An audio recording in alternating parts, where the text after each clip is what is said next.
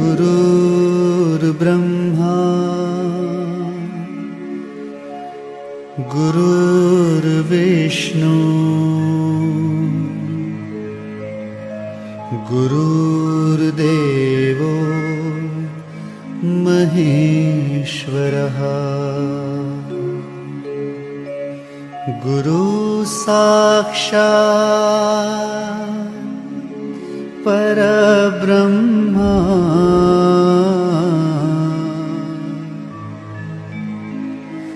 तस्मै श्री गुरुवे नमः।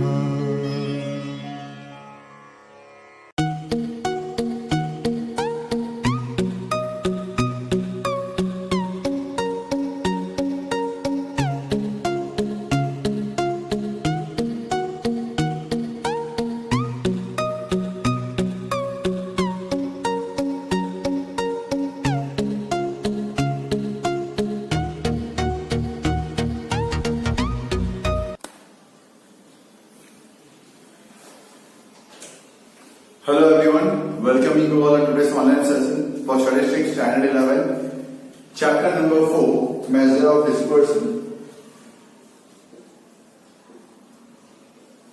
Measure of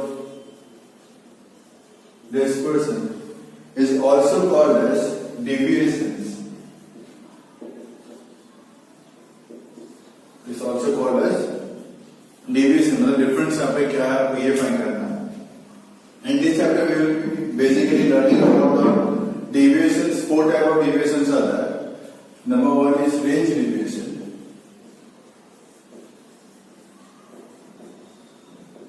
Number 2 is quartile deviation. Number 3 is average deviation, means you can say mean deviation. And number 4 is standard deviation.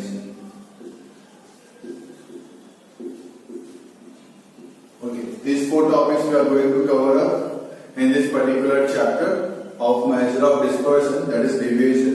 Okay, straightforward coming to the first topic, that is range deviation.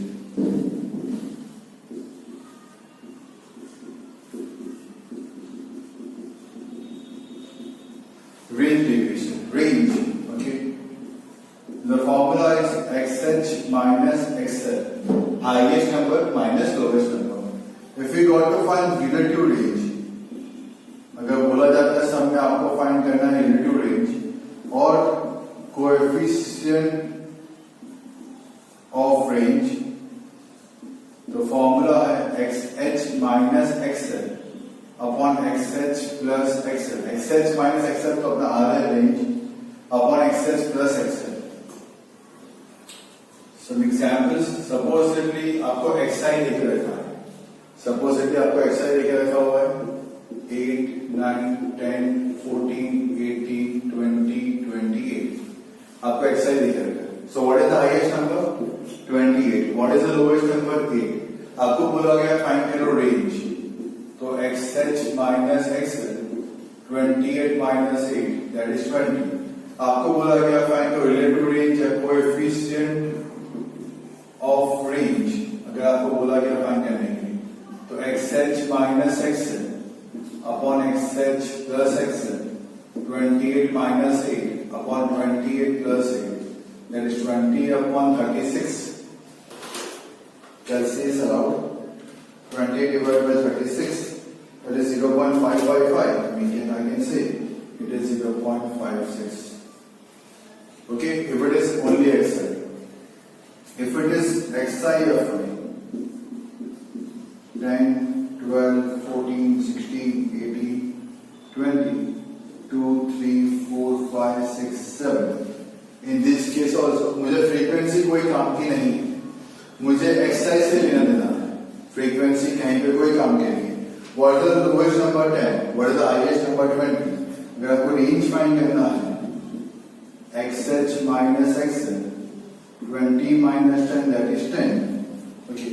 अगर आपको find करना है coefficient पूछा गया है, that is XH minus XL upon XH plus XL is equal to 20 minus 10 upon 20 plus 10, that is 10 upon 30. The answer is therefore 0.33. Okay, XIFI दिया है तो अगर आपको देखे लगा है क्लासेस वाला क्लास दिया है और फ्रीक्वेंसी देखे लगे, सपोज क्लास दिया है 10 to 15, 15 to 40, 40 to 50, 50 to 60, 60 to 80 classes दिया है। फ्रीक्वेंसी देखे रखा है 2, 3, 4, 5, 6। अगेन आपको रेंज फाइंड करने को बोला है, कोई एक्स्ट्रा कॉलम नहीं, कुछ भी नहीं। That is highest number is 80, lowest number is 10, that is 70। अगर आपको फाइंड करना है coefficient of range, the formula XH minus XL upon XH plus XL, 80 minus 10 upon 80 plus 10, that is 70 upon 90. So 70 divided by 90 is 0.777, means 0.78 I can say. Okay.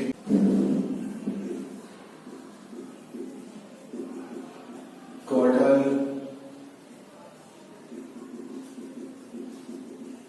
deviation, that is denoted by QD. Formula is Q3 minus Q1 upon 2. Okay. And coefficient of quartile deviation find करना है. So Q3 minus Q1 upon 2 upon Q3 plus Q1 upon 2. ये 2 cancel. तो formula बन जाती है Q3 minus Q1 upon Q3 plus Q1. Okay. If it is only xi, पहला सम only xi, yeah, suppose 10, 14, 20, 18, 23, 26, 29, ये दिया, पहले असेंडिंग में अरेंज करना पड़ेगा। So 10, 14, 18, 20, 23, 26 and 29। पहले Q1 फाइंड करते हैं, n plus 1 upon 4th observation, तो 7 plus 1 upon 4th observation, that is 8 upon 4 मतलब सेकेंड ऑब्जर्वेशन। तो Q1 का आंसर आ गया मेरा 14। ओके, देन Q3 फाइंड करते हैं, 3n plus 1 upon 4th observation, 3n plus 1 upon 4 मतलब क्या था, second observation, 3 into second observation, that is 6th observation। 6th observation मतलब 1, 2, 3, 4, 5, 6, 26। Q3 आ गया आपका 26, ये हमने पहले भी चैप्टर में किया हुआ है। ओके, सो अब QD की फॉर्मूला अप्लाई करते हैं, Q3 minus Q1 upon 2, so 26 minus 14 upon 2, so 12 upon 2, that is 6। QD का आंसर आया 6। अगर अप्लाई करते हैं coefficient of quartile deviation, that is Q3 minus Q1 upon Q3 plus Q1, ध्यान देना, सीधा उठाएंगे, यहाँ समझ देना, वैल्यूज लिखना, 26 minus 14 upon 26 plus 14, 12 upon 40, okay, 3 upon 10, 0.33, 4 3s are 4 10s, तो 0.33, ये आ गया मेरा पे कोएफिशिएंट का आंसर। ओके, अगर ओनली दिया है XIFI, अगर आपको देखे रखा हुआ है XIFI, ओके, सपोज 10, 12, 14, 16, 18, 2, 3, 5, 6, 10, तो आपको करना पड़ेगा CFI, करना पड़ता है CFI। सो 2 plus 3, 5, 10, 16, 26 मतलब ये आ गया 26। Q1 equal to n plus 1 upon 4th observation, equal to 26 plus 1 upon 4th observation, that is 27 upon 4, 27 divided by 4, that is 6.75th observation, 6.75th observation। अब 6.75 किसके अंदर, 10 के अंदर, तो 14 is my answer। Q1 equal to 14, okay। Q3 equal to 3n plus 1 upon 4th observation, 3 into 6.75th observation, okay, multiplied by 3, 20.25th observation, 20.2 fifth observation किसके अंदर आएगा 26 के अंदर so Q3 is equal to 18 one side the answer for Q1 and Q3 QD में put up कर देते हैं QD equal to Q3 minus Q1 upon 2 18 minus 14 upon 2 4 upon 2 मतलब 2 आ गया QD का आंसर 2 ओके कोएफिशिएंट फाइंड करना है coefficient find करना है सो Q3 minus Q1 upon Q3 plus Q1 18 minus 14 upon 18 plus 14 4 upon 32 okay let me solve 4 divided by 32 0.125 इसका answer आ गया 0.125 only x F लिया है तो इन दैट केस आपको इस तरीके से सॉल्व पे करना इन केस अगर आपको क्लास का दिया हो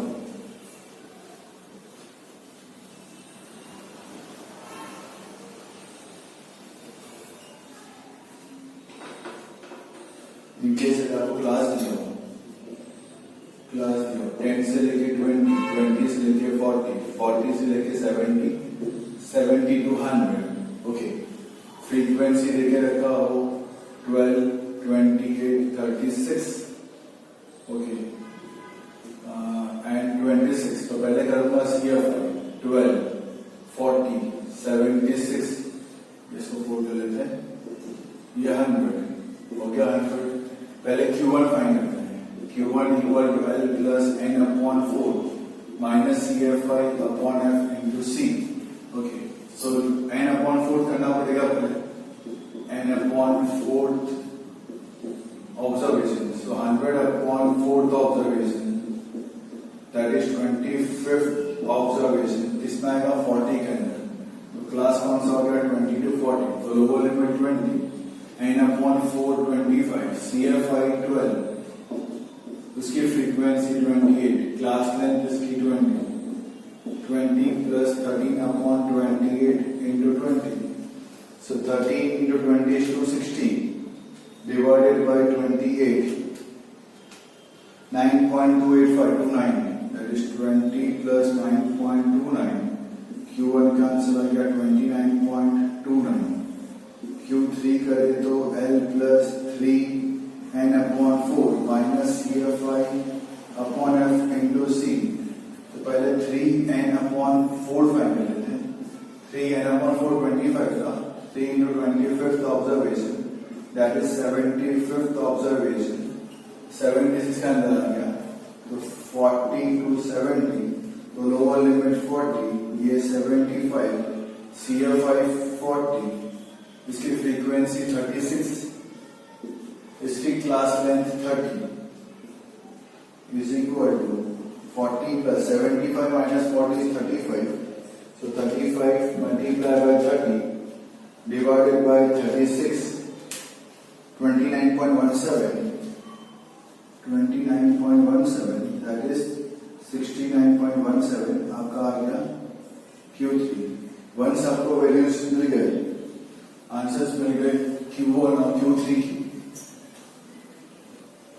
वंस आपको आंसर्स मिल गया Q1 और Q3 ओके आपको सिर्फ पुट अप करना है फॉर्मूला के अंदर ओके Q3 आ गया 69.17 माइनस 29.29 होल अपॉन 2 69.17 माइनस 29.29 और 69.17 प्लस 29.29 ओके सॉल्व कर लेते हैं 69.17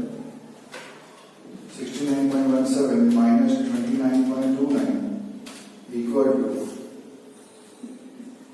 39.88 divided by 2 19.94 ये आ गया QD का answer 69.17 plus 29.29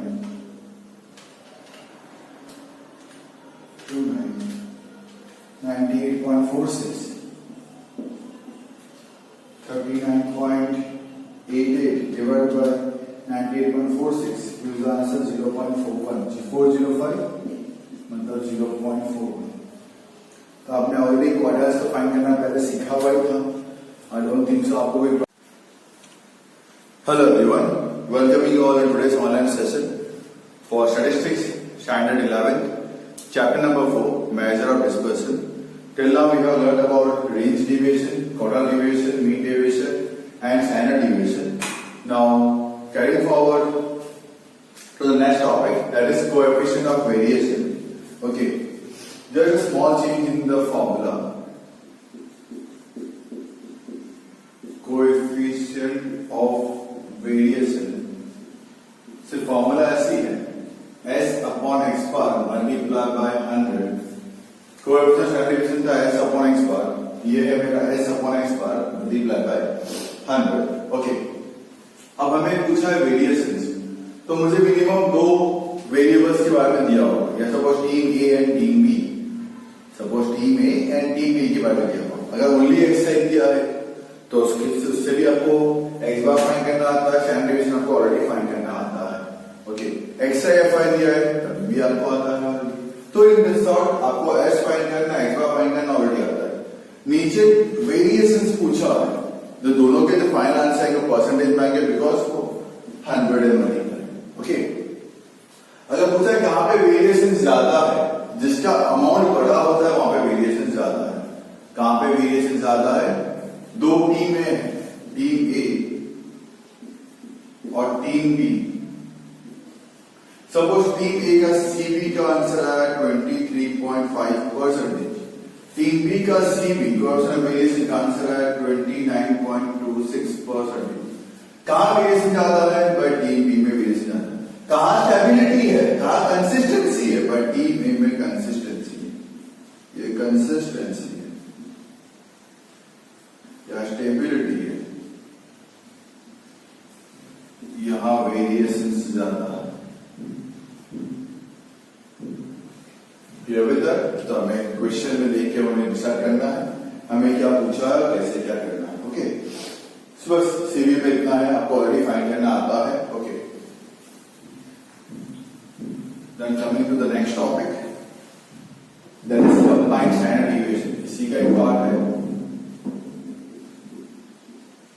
combined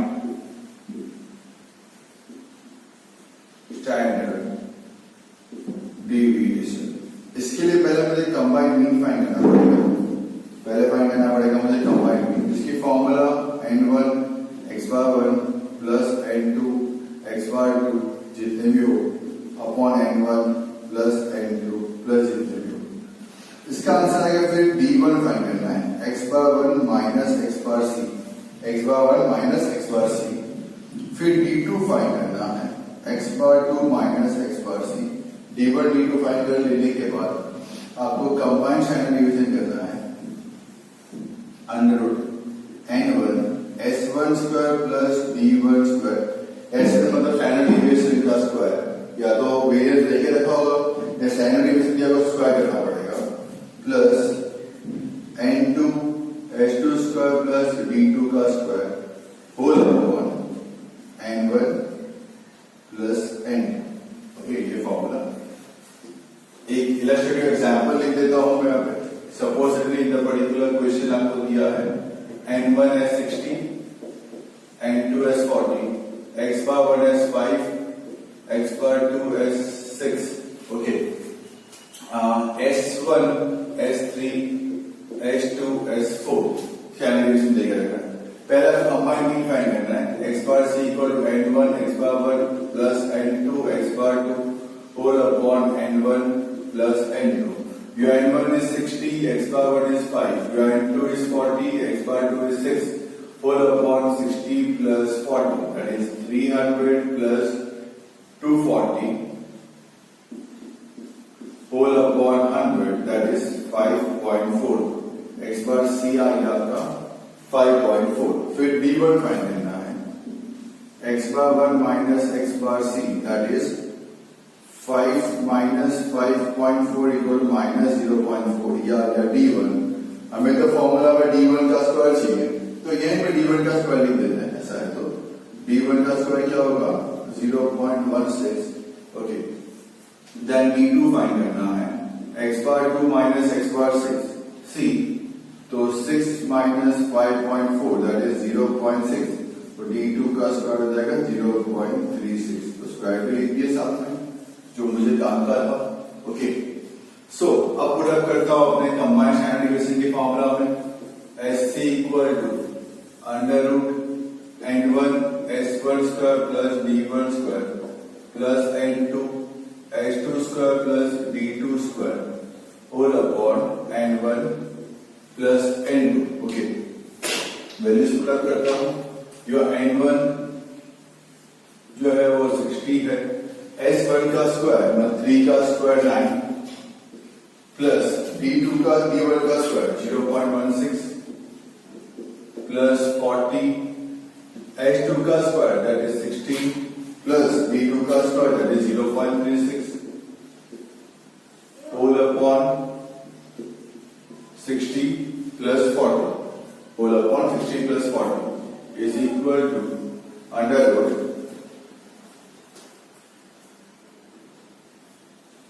under root 69.16 plus 40 16.36 whole upon 100. Let's multiply 60 with 9.16.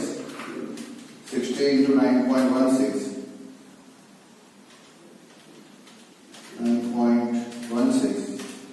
549.6 equal to under root 549.6 plus 40 into 16.36 654.4 divided by 100, दोनों number को प्लस करते हैं, डिवाइड बाय 100।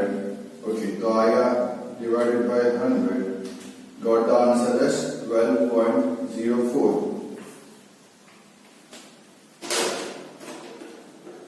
मुझे आंसर मिला 12.04, उसका निकाल लेता हूं रूट 3.469 मतलब 3.47।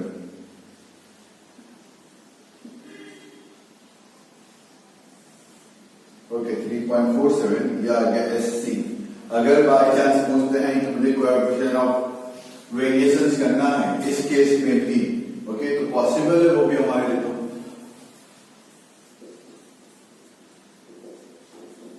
Coefficient of variation is equal to SC upon x bar C multiplied by 100.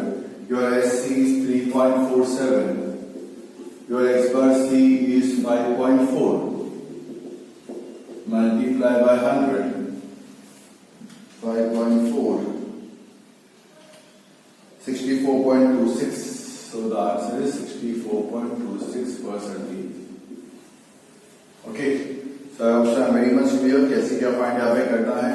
Only CV की फॉर्मूला है S अपॉन x बार इंटू 100, S मतलब स्टैंडर्ड डिवीजन। अब क्वालिटी फाइंड करना यहाँ पे आता है। ओके, कंबाइंड स्टैंडर्ड डिवीजन के लिए पहले मुझे कंबाइंड मीन करना पड़ेगा, देन D1 D2 फाइंड करना पड़ेगा। Chapter number 4, Measure of Dispersion, Section E, from the final exercise. Solve the following. Number 1. In a language spelling test of 50 marks, the frequency distribution of marks secured by 30 students is given below. Find the mean deviation of the frequency distribution. तो पहला column बनाओगे आप marks का, second column बनाओगे आप number of students का, then आप find करें mid value that is XI, then आप फाइंड करें FI XI। इससे आपको मीन अवेलेबल हो जाएगा।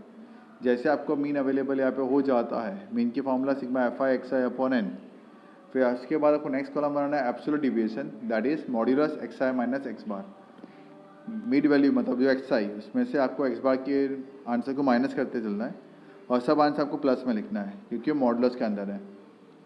फिर ये कॉलम के नंबर्स को आपको मल्टीप्लाई करना है विद फ्रीक्वेंसी के साथ, तो will get sigma FI modulus XI minus x bar. Total करोगे तो आपको sigma FI modulus XI minus x bar आपको अवेलेबल यहाँ पे हो जाएगा।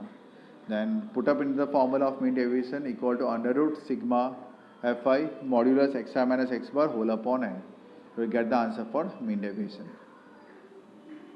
Number 2, find the quartile deviation of the advertisement expenditure using following frequency distribution of advertisement expenditure. आपको class देके रखा है, पहला कॉलम बनेगा advertisement cost, second column number of companies FI, आपको क्वार्टल डिविएशन करना है। ओके, तो CFI बना दो।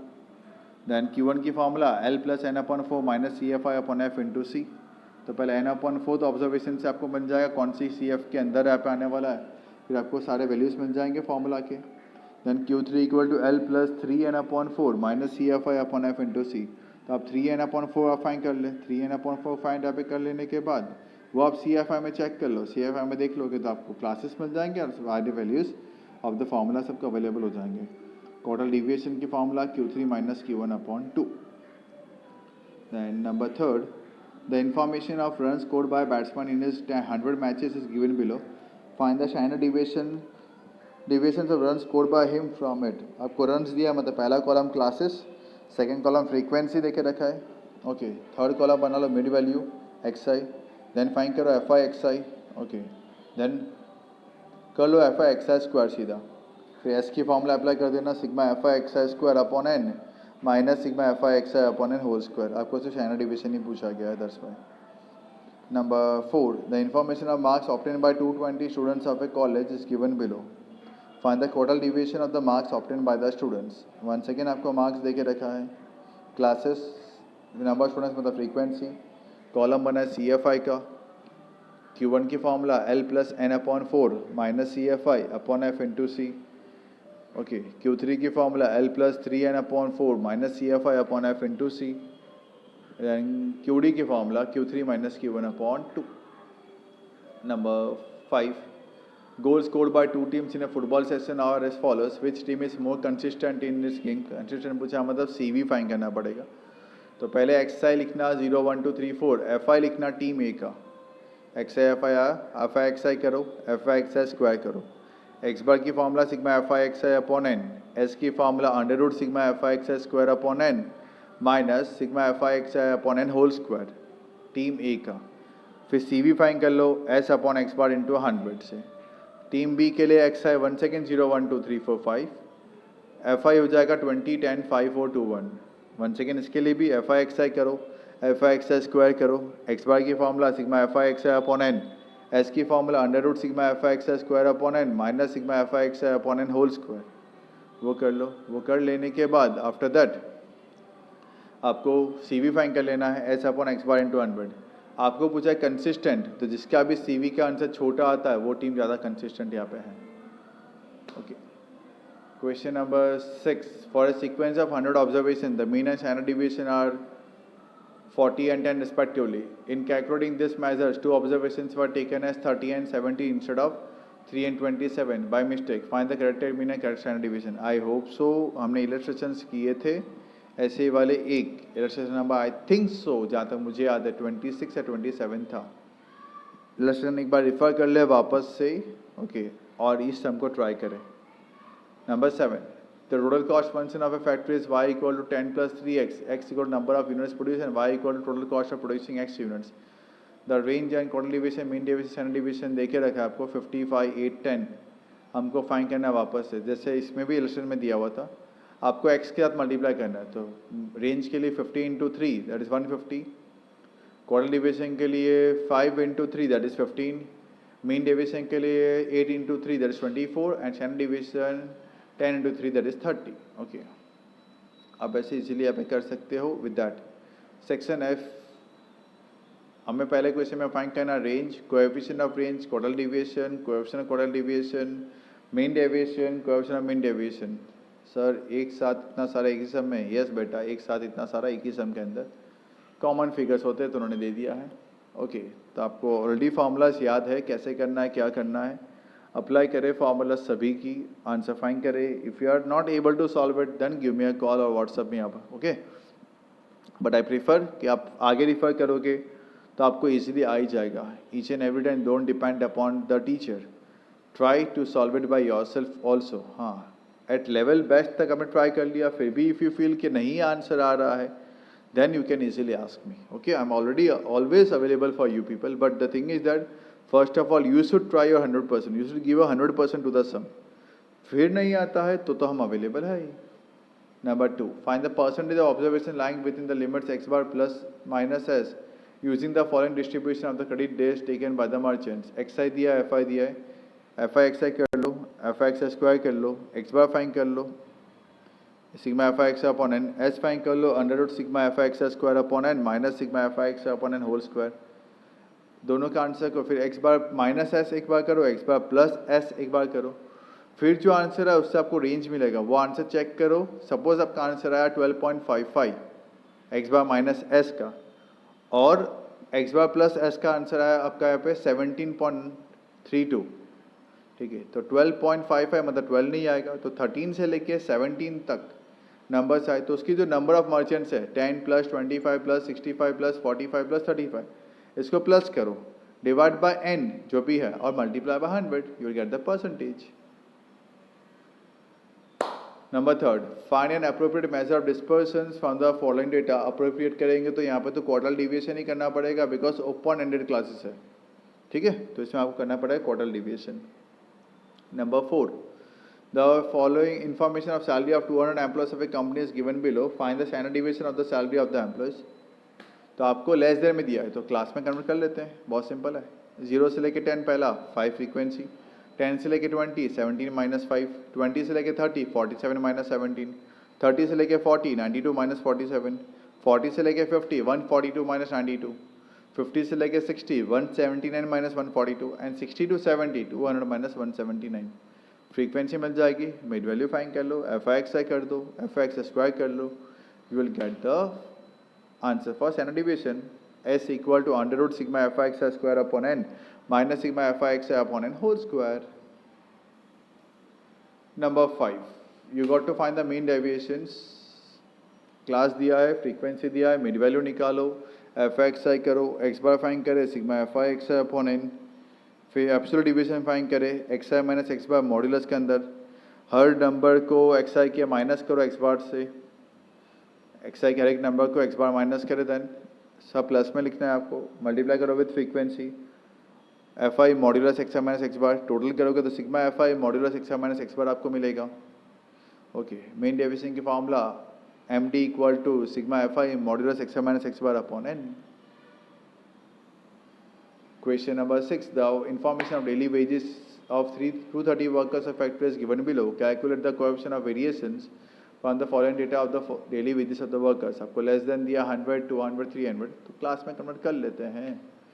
0 से लेके 100 that is 12, 100 to 200 30 minus 12, 200 to 300 65 minus 30, 300 to 400 107 minus 65, 400 to 500 157 minus 107, 500 to 600 202 minus 157, 600 to 700 222 minus 202, and 700 to 800 230 minus 222। Frequency मिल गई, क्लास मिल गई, आपको फाइंड करना है CV। पहले मिड वैल्यू फाइंड करो, फिर एफ आई एक्स आई करो, उससे आपको एक्स बार मिलेगा sigma F I X I upon N C, फिर F I X I square कर लो, F I X I into X I, तो आपको F I X I square मिलेगा, प्लस करोगे तो उसका आपको मिल जाएगा sigma F I X I square. S की formula under root sigma F I X square upon N minus sigma F I X upon N whole square, root के अंदर सॉल्व करें इसको, आपको मिलेगा एस। सी वी की formula S upon X bar multiply by 100। Okay, number 7, the marks obtain by 2 students A and B in 10 set of examination are given below. हमें पूछा है कंसिस्टेंसी, मतलब एक्स आई दे के रखा है। ओके, आपको दोनों की एक्स आई, ठीक है, तो एक्स आई दिया है। ओके, तो सीधा आप एक्स आई का स्क्वायर ही कर लो, तो एक्स आई को प्लस करोगे तो आपको एक्स बार मिल जाएगा, सिग्मा एक्स मिलेगा, X bar equal sigma X upon N. Calci तो अवेलेबल है ही, बाजू में कॉलम बना दो एक्स आई को स्क्वायर। एस की formula under root sigma X I square upon N minus X bar square, आपको एस मिल जाएगा। C V S upon X bar into 100। जैसे आपने मार्क्स फॉर ए का किया है वैसे मार्क्स फॉर बी का करो। आपको फाइंड करना है कंसिस्टेंसी, सी वी का आंसर जिसका छोटा होता है वो ज़्यादा कंसिस्टेंट है। Next, the following are the distributions of weight of for students of 2 groups A and B. Find the coefficient of variation. Once again आपको CV फाइंड करना है। क्लास दिया है कॉमन, पहला फ्रीक्वेंसी आप ग्रुप A का लिखोगे, मिड वैल्यू फाइंड करोगे, F I X I then F I X I square, X bar find करो, एस फाइंड करो, CV की formula S upon X bar into 100। Then वापस से अगेन आप क्लास लिखे, आप फ्रीक्वेंसी लिखे B की, देन मिड वैल्यू निकाले, then F I X I करे, then F I X square करे, अगेन एक्स बार निकाले, एस निकाले, सी वी फाइंड करे, S upon X bar into 100। हमें पहुंचा है वेरिएशंस, जिसका सी वी का आंसर बड़ा है उस ग्रुप में ज़्यादा वेरिएशंस है। Okay, with this I complete the chapter number 4 In the next sessions, I'll be giving you the extra sums for practice. So keep on doing that sums even. Okay. और जो हमने formulas है, formula run करने का तरीका तो मैंने आपको पहले भी बताया था. जितना आप ज़्यादा सम की प्रैक्टिस करोगे तो फार्मूला अपने आप लर्न होगी. फार्मूला को मगअप करने से कभी फार्मूला याद नहीं रहती है. एक ही फार्मूला कि आप 10 सम 15 सम करोगे तो फार्मूला आपको लर्न करने की नौबत कभी नहीं आती है लाइफ के अंदर. आपको अपने आप लर्न हो जाता है. So with this note I complete my chapter number 4, Method of Dispersion. Thanks for the cooperation and support. Stay home, stay safe, keep learning.